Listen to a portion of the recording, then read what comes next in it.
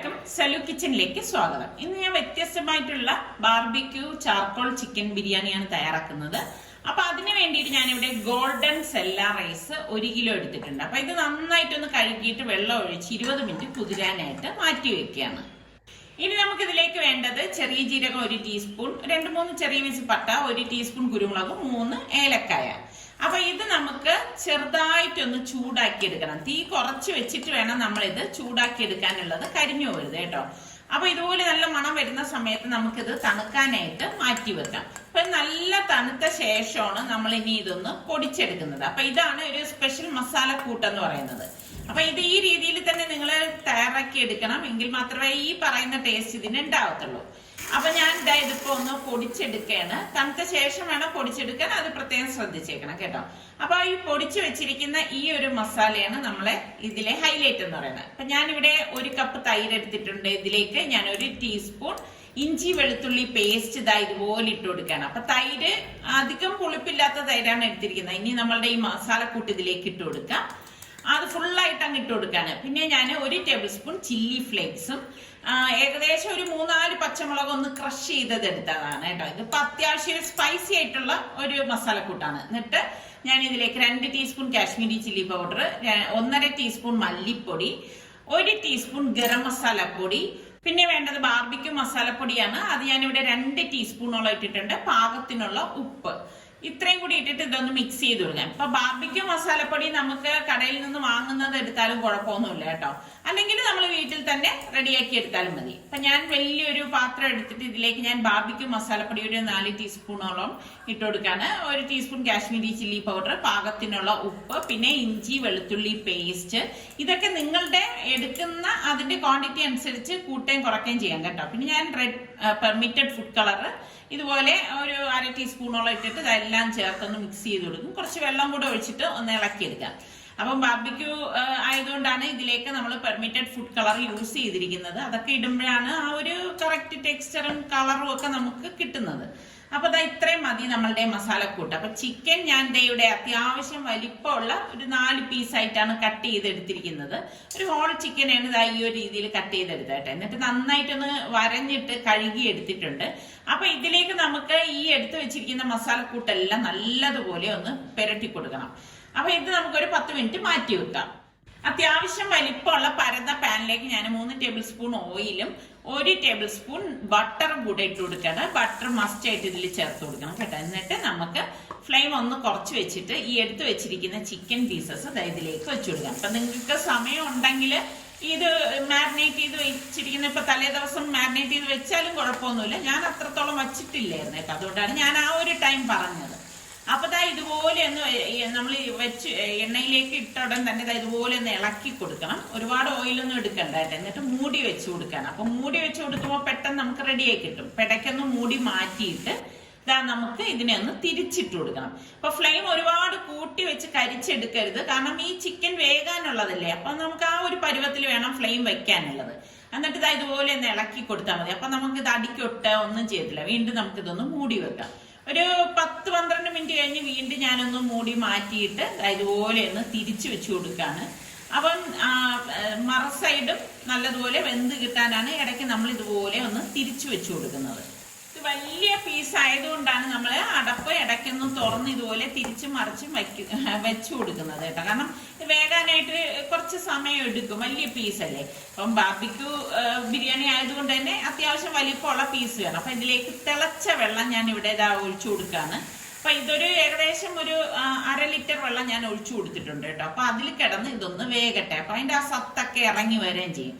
അപ്പൊ ഇടയ്ക്കിടയ്ക്ക് നിങ്ങൾ മറന്നുകൊണ്ട് അടപ്പൊന്ന് തുറന്നിട്ട് ഇതൊന്ന് തിരിച്ചും മറിച്ചും വെച്ചു കൊടുക്കണം കേട്ടോ. എങ്കിൽ മാത്രമേ എല്ലാ ഭാഗവും നമുക്ക് ഒരേപോലെ വെന്ത് കിട്ടത്തുള്ളൂ. അപ്പൊ ഓവറായിട്ട് കുക്കായി വരാനും പാടില്ല, കാരണം ഇനിയും നമ്മൾ ഇത് എടുക്കുന്നുണ്ട്. അപ്പൊ ഇത് ഏകദേശം ഒന്ന് വെന്ത് വന്നിട്ടുണ്ട്. അപ്പൊ അത് ഞാൻ ഇതിൽ നിന്ന് മാറ്റുവാണ് കേട്ടോ. മാറ്റിയിട്ട് നമ്മളുടെ ആ വെള്ളം തിളച്ചോണ്ടിരിക്കുന്നുണ്ടോ, ഇതുമാണ് ചിക്കന്റെ പീസസ് എന്ന് പറയുന്നത്.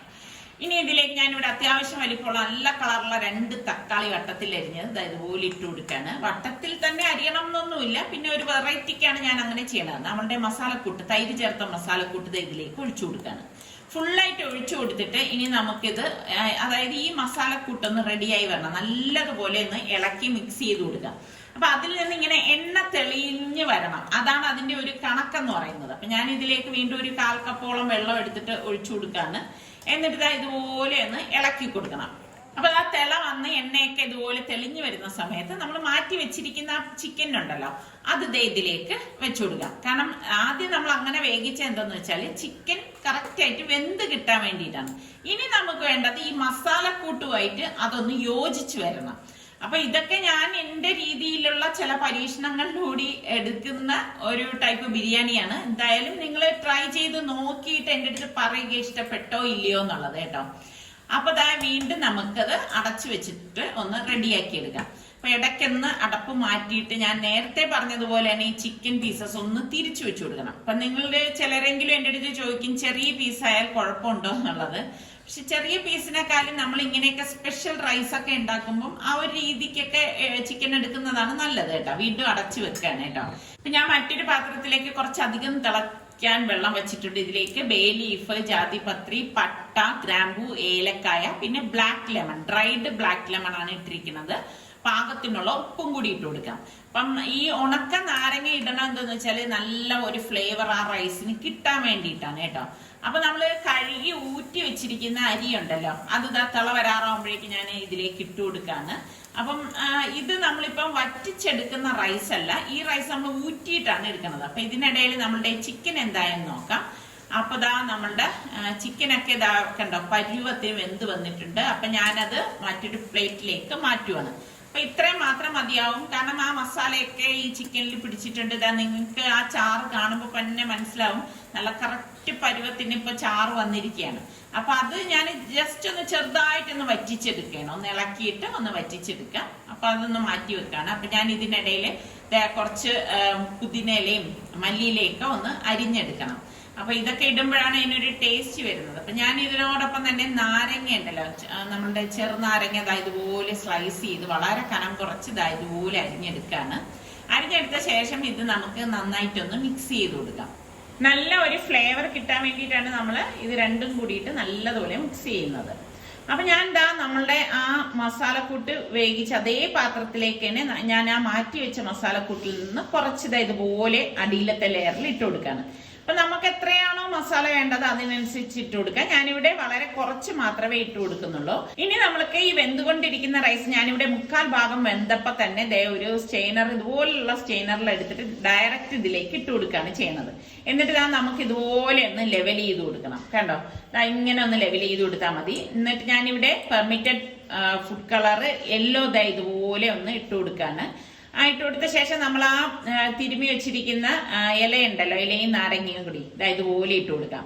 എന്നിട്ട് നമുക്ക് വീണ്ടും ഇതിന് മീതെ റൈസ് ഇട്ട് കൊടുക്കണം. വീണ്ടും നമുക്ക് മസാലക്കൂട്ട് ഇതുപോലെ ഒന്ന് ഒഴിച്ചു കൊടുക്കണം. അപ്പൊ ഒരുപാട് മസാല എടുക്കണ്ട കേട്ടോ, നമ്മൾക്ക് എത്രയാണോ വേണ്ടത് അതിനനുസരിച്ചുള്ള മസാല മാത്രം ആ ലെയർ ചെയ്യുന്നതിൽ ഇട്ട് കൊടുത്താൽ മതി. അത് പ്രത്യേകം ശ്രദ്ധിച്ചേക്കണം. ഇനിയിപ്പോ ചിലർക്ക് ഒരുപാട് മസാല ഇഷ്ടമാണെങ്കിൽ അങ്ങനെ ചെയ്യാം, അല്ലെങ്കിൽ ആവശ്യത്തിന് മാത്രം ഇട്ട് കൊടുത്താൽ മതി. എന്നിട്ട് എല്ലാം എടുത്ത് ആ മസാല വരത്തക്ക രീതിയിൽ ഒന്ന് ഇളക്കി കൊടുത്തിട്ട് വീണ്ടും നമുക്ക് ഇതിൽ നിന്ന് റൈസ് ഇതുപോലെ ഇട്ട് കൊടുക്കണം. അപ്പം 1/4 ഭാഗം മാത്രമേ റൈസ് വേഗാവൂ, അത് നിങ്ങൾ പ്രത്യേകം ശ്രദ്ധിച്ചേക്കണം കേട്ടോ. അല്ലെങ്കിൽ എന്തെന്ന് വെച്ചാൽ ഇതുപോലെ നമ്മൾ ഡം ചെയ്യുമ്പോൾ ഓവറായിട്ട് വെന്തു പോകും. വീണ്ടും ഞാൻ ആ ലെയറിലേക്ക് പെർമിറ്റഡ് ഫുഡ് കളറ് യെല്ലോയും കുറച്ച് റെഡും കൂടി ഇട്ട് കൊടുക്കാണ് കേട്ടോ, നല്ല ഒരു കളറിന് വേണ്ടിയിട്ടാണ്. അപ്പൊ നമുക്ക് നമ്മളുടെ ഈ നാരങ്ങയും പുതിനയിലയും കൂടി ഇട്ട് കൊടുത്ത ശേഷം നമ്മുടെ ചിക്കൻ ഇതുപോലെ ഒന്ന് അടുക്കി വെച്ചു കൊടുക്കാം. മീതെയാണ് നമ്മൾ ഈ ചിക്കൻ ഇതുപോലെ ഞാനിപ്പോ വെച്ചു കൊടുത്തിരിക്കുന്നത്. വെച്ചു കൊടുത്ത ശേഷം ഇതിലേക്ക് ഞാൻ ഇനിയിപ്പോ ചാർക്കോൾ കത്തിച്ചിട്ട് വെച്ചു കൊടുക്കാൻ വേണ്ടിയിട്ടാണ് ഈ രമ്പേല ഇങ്ങനെ വെച്ചത്. ഇതിലേക്ക് നമ്മളുടെ ആ ചാർക്കോള് വയനയില വെച്ചത് ചാർക്കോള് കത്തിച്ച് വെച്ച ശേഷം കുറച്ച് ഓയിൽ ഒന്ന് ഒഴിച്ചു കൊടുത്തിട്ട് നമുക്കിത് അടച്ചു വെച്ച് ഫ്ലെയിം കുറച്ചൊരു 10 മിനിറ്റ് ഡം ചെയ്തെടുക്കാം.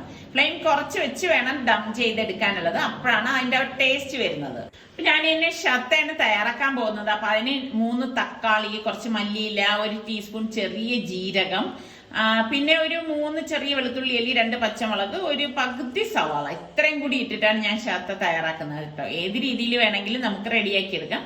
അത്യാവശ്യം നല്ല കളറുള്ള ഇതുപോലത്തെ ടൊമാറ്റോ എടുക്കുന്നതായിരിക്കും നല്ലത് കേട്ടോ. എന്നിട്ട് ഇതെല്ലാം ചേർത്തിട്ട് നമുക്കൊന്ന് ക്രഷ് ചെയ്തെടുക്കാണ് വേണ്ടത്, മഷി പോലെ അരച്ചെടുക്കണ്ടേ. എന്നിട്ട് പാകത്തിനുള്ള ഉപ്പും കൂടി ഇട്ട് കൊടുക്കണം കേട്ടോ. ഞാൻ എന്ന് വെച്ചാൽ ഇതുപോലത്തെ ഇലക്ട്രിക് ബ്ലെൻഡറിൽ വെച്ചിട്ട് ഒന്ന് കറക്കി എടുക്കുകയാണ് ചെയ്യണത്. മഷി പോലെ ആയിക്കഴിഞ്ഞാൽ അത്ര ഒരു ടേസ്റ്റ് ഉണ്ടാവില്ല, ചെറിയ ചെറിയ തരിതരിപ്പായിട്ട് കിടക്കാം. അപ്പൊ ഞാനൊരു ബാച്ച് ഇതുപോലെ ഒന്ന് അടിച്ചിട്ടാണ് ബാക്കിയുള്ളത് ഇതിലേക്ക് ചേർത്തിട്ട് ഒന്ന് കറക്കി എടുക്കാൻ പോകുന്നത്. അപ്പൊ ഈ ഒരു ബിരിയാണിക്ക് നിങ്ങൾക്ക് ഇഷ്ടമുള്ള രീതിയിലുള്ള ചട്നി തയ്യാറാക്കി എടുക്കാം. ഇതൊരു ഞാൻ പറഞ്ഞ മാതിരി ബാർബിക്യൂ ചാർക്കോൾ ബിരിയാണി ആയതുകൊണ്ടാണ് ഞാനിപ്പോ ഷർത്ത തയ്യാറാക്കാമെന്ന് വിചാരിച്ചത് കേട്ടോ. അപ്പൊ ദാ ഇതുപോലെ ഒന്ന് അടിച്ചെടുക്കണം. അപ്പൊ ഈ ഷർത്തയുടെ പണിയും കഴിഞ്ഞു. ഇത് നമുക്കൊരു ബൗളിലേക്ക് മാറ്റാം. അപ്പൊ ദാ ഞാൻ അടപ്പ് തുറന്നപ്പോ നല്ല ചാർക്കോളിന്റെ മണം വരുന്നുണ്ടായിരുന്നു. ശരിക്കും പറഞ്ഞാൽ ഒരു സ്മോക്കി സ്മെല്ലായി വരണം, അതാണ് ഈ ഒരു ബിരിയാണിയുടെ ഹൈലൈറ്റ് എന്ന് പറയുന്നത് കേട്ടോ. അപ്പൊ ഞാൻ ആ ചിക്കൻ പീസസ് ഒക്കെ ഒന്ന് മാറ്റി വെച്ചിട്ട് ഞാനിതൊന്ന് മിക്സ് ചെയ്ത് കാണിച്ചു തരാം എങ്ങനെയുണ്ടെന്നുള്ളത്. നല്ല കിഡിലൻ മണമാണ് വരുന്നത്. അപ്പൊ ട്രൈ ചെയ്യാത്തവര് നിങ്ങളൊന്ന് ട്രൈ ചെയ്ത് നോക്കണം. നന്നായിട്ട് നമ്മളതൊന്ന് മിക്സ് ചെയ്തെടുത്താൽ മതി. അപ്പൊ ഇതില് പെർമിറ്റഡ് ഫുഡ് കളർ ഉപയോഗിക്കാൻ ഇഷ്ടമില്ലാത്തവര് ഉപയോഗിക്കണം എന്ന് യാതൊരു നിർബന്ധവും ഇല്ല. പക്ഷെ എനിക്കിങ്ങനെ സെർവ് ചെയ്യുമ്പം നല്ല ഒരു റെസ്റ്റോറന്റിലൊക്കെ കിട്ടുന്ന ആ ഒരു ഫീല് കിട്ടാൻ വേണ്ടിയിട്ട് തന്നെയാണ് ഞാൻ ഇതിലേക്ക് പെർമിറ്റഡ് ഫുഡ് കളർ യൂസ് ചെയ്തത്.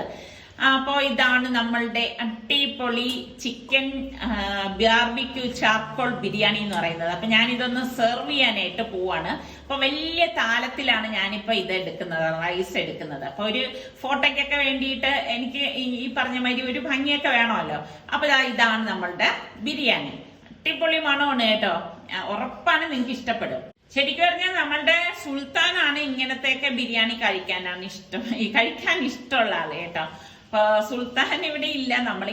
ഞാനിങ്ങനെ ഓരോ ഫുഡ് ഉണ്ടാക്കുമ്പോഴേക്ക് മക്കളുടെ ഇഷ്ടം അനുസരിച്ചുള്ളതൊക്കെയാണ് എപ്പോഴും ഞാൻ തയ്യാറാക്കുന്നത് കേട്ടോ. അപ്പൊ സലൂന് ഉള്ളത് അങ്ങനെ ചില ദിവസങ്ങളിൽ ഉണ്ടാക്കും, ചില ദിവസം റിസ്വാൻ ഉണ്ടാക്കും. അങ്ങനെ ഓരോരുത്തരുടെ ഇഷ്ടങ്ങൾ ഉണ്ടാക്കുന്നതിലാണ് എനിക്കൊരു സന്തോഷം ഞാൻ കണ്ടെത്തുന്നത്. പിന്നെ ഉള്ളത് ഇതുപോലെ ഞാൻ എപ്പോഴും പറയുന്നത് പോലെ എല്ലാവരും ഒരുമിച്ചിരുന്ന് ഉള്ള ഭക്ഷണം കഴിക്കുന്നത്. അപ്പൊ അതിന്റെ ഒരു സുഖം ഒന്ന് വേറെ തന്നെയാണ്. ഇനിയിപ്പോ സലൂൺ പോവാറാവുന്നുണ്ട്. അപ്പം ഇതൊക്കെ ഇനി എനിക്ക് മിസ്സാകുന്ന കാര്യങ്ങളാണ്. അതുകൊണ്ടാണ് ഞാൻ എപ്പോഴും മക്കൾക്ക് വളരെ വളരെ ഇമ്പോർട്ടന്റ് കൊടുത്ത് ഓരോ കാര്യങ്ങളൊക്കെ ചെയ്യുന്നത്. അപ്പൊ നിങ്ങൾ ഒരു പ്രാവശ്യമെങ്കിലും ഒന്ന് ട്രൈ ചെയ്ത് നോക്കണം. ട്രൈ ചെയ്ത് നോക്കിയിട്ട് നിങ്ങൾക്ക് ഇഷ്ടപ്പെടാണെങ്കിൽ തീർച്ചയായിട്ടും നിങ്ങളൊന്ന് കമന്റ് ചെയ്യണം കേട്ടോ, എങ്ങനെ ഉണ്ടായിരുന്നു എന്നുള്ളത്. കാരണം നിങ്ങളുടെ ഫീഡ്ബാക്കിനായിട്ട് ഞാൻ കാത്തിരിക്കും. ഞാൻ നേരത്തെ പറഞ്ഞില്ലേ ഇനിയിപ്പോ സലു പോകാനുള്ള സമയമായി വരുവാണ്. അപ്പൊ ഞാൻ പറയുന്നുണ്ട്, ജിൻസാർക്ക് ആദ്യമേ പറയുവാണ് എല്ലാം അവസാന നിമിഷത്തേക്ക് വെക്കേണ്ട സലു, എല്ലാം ആദ്യം എല്ലാം ഒന്ന് അറേഞ്ച് ചെയ്തൊക്കെ എടുത്ത് വെക്കൂ എന്നൊക്കെ പറയുന്നുണ്ട്. അപ്പൊ ഞാനും ആ ഒരു പ്രകൃതക്കാരിയാണ്. ഞങ്ങൾ ഈ അവസാന നിമിഷം ഒന്നും വെക്കുന്ന ഒരു പരിപാടിയില്ല. എല്ലാം നേരത്തെയൊക്കെ അറേഞ്ച് ചെയ്ത് വെച്ച് കഴിഞ്ഞാൽ ഒരു പ്രശ്നമില്ലല്ലോ. പക്ഷെ പിള്ളേരല്ലേ, അവര് നമ്മൾ പറയുന്നത് പോലെ ആയിരിക്കില്ലല്ലോ അവരുടെ ഒരു ആറ്റിറ്റ്യൂഡ്. അപ്പൊ ഇന്നിപ്പോ സലി പറഞ്ഞ് അങ്ങനെയാണെങ്കിൽ അവന് ഒരു പെട്ടി വാങ്ങാനുണ്ടെന്ന് പറഞ്ഞു. കാരണം കൊണ്ടുവന്നതും ഇവിടെ ഇരിക്കുന്നതും ഒക്കെ എല്ലാം നമ്മൾ കുറെ നാളായിട്ട് യൂസ് ചെയ്യുന്നതായതുകൊണ്ട് അതൊക്കെ ഒരു പരുവായിട്ടുണ്ട്. അപ്പൊ അങ്ങനെ ഇപ്പൊ പെട്ടി നോക്കാനായിട്ട് വന്നതാണ്. അപ്പം നോക്കാനായിട്ട് പ്രത്യേകിച്ചൊന്നും ഉണ്ടായില്ല. സുലു വാങ്ങിച്ച അതേ ഷോപ്പിൽ തന്നെയാണ് വന്നിട്ട് ഇപ്പൊ ആ പെട്ടി നോക്കുന്നത്. അപ്പൊ പല ടൈപ്പ് പല രീതിയിലുള്ളതൊക്കെ ഉണ്ടെന്ന് ഷോപ്പുകാർ പറയുന്നുണ്ട്. പക്ഷെ നമ്മൾ എത്രയൊക്കെ പല രീതിയിലുണ്ടെന്ന് പറഞ്ഞാലും നമുക്ക് ഏതെങ്കിലും ഒന്ന് കംഫർട്ട് ആയി കഴിഞ്ഞാൽ നമ്മൾ പിന്നെ അതിൽ തന്നെ ആയിരിക്കും നമ്മുടെ നോട്ടം പോകുന്നത്. ഇങ്ങനൊക്കെ നോക്കുമെങ്കിലും നമ്മളുടെ ഉള്ളിൽ നമ്മൾ യൂസ് ചെയ്യുന്ന സാധനങ്ങളിൽ എങ്ങനെയാണോ അതിൽ വന്ന് നിൽക്കും. ആ ഒരു രീതിയാണ്. ഇപ്പൊ നിങ്ങളിൽ പലരും ആ ഒരു ടൈപ്പുള്ള ആൾക്കാരുണ്ടാവും അല്ലെ, പരീക്ഷിക്കാൻ ഒട്ടും തയ്യാറില്ലാതെ നിൽക്കും. നമ്മുടെ സുൽത്താൻ പെട്ടി വാങ്ങിക്കാൻ വന്നപ്പോഴേക്കും അവൻ ഒത്തിരി ബുദ്ധിമുട്ടി. കാരണം എന്ന് വെച്ചാൽ ഇവിടെ വന്ന് സെലക്ട് ചെയ്യാനായിട്ട് കേട്ടോ. സൽമാൻ അത് വേണ്ടി വന്നില്ല. ഇവിടെ വന്നിട്ട് ഓൾറെഡി സുൽത്താന്റെ കയ്യിലുണ്ടല്ലോ അത്, അപ്പൊ അതിന്റെ ചേട്ടച്ചാരെയാണ് അവൻ വാങ്ങിയത്. അപ്പൊ സൽമാനും അത് തന്നെ അങ്ങ് ഇഷ്ടപ്പെട്ടു. അപ്പൊ ആ പെട്ടി തന്നെ അങ്ങ് വാങ്ങി. സൈസുകളിലേ ഉള്ളൂ വ്യത്യാസം. സുലു ഇതിന്റെ ചെറുതെടുത്തു, സലു അതിന്റെ വലുതെടുത്തു. അപ്പോ ഇന്നത്തെ ഈ എപ്പിസോഡ് നിങ്ങൾക്ക് എല്ലാവർക്കും ഇഷ്ടമായെന്ന് വിശ്വസിക്കുന്നു. ഇതൊക്കെ തന്നെയാണ് നമ്മളുടെ ഇന്നത്തെ വിശേഷങ്ങൾ എന്ന് പറയുന്നത്. അപ്പോ നമ്മളുടെ ചാനൽ കണ്ടുകൊണ്ടിരിക്കുന്നവരിൽ നിങ്ങൾക്ക് ഇഷ്ടപ്പെടാനെങ്കിൽ സബ്സ്ക്രൈബ് ചെയ്യാത്ത ആരെങ്കിലും ഒക്കെ ഉണ്ടെങ്കിൽ സബ്സ്ക്രൈബ് ചെയ്യാനോ ബെല്ലൈക്കൺ പ്രസ് ചെയ്യാനോ ഒന്നും മറന്നു വരുതേ. അടുത്ത് നമുക്ക് നല്ല റെസിപ്പിയോ ബ്ലോഗായിട്ടൊക്കെ കാണാം. അതുവരയ്ക്കും എല്ലാവർക്കും ബൈ.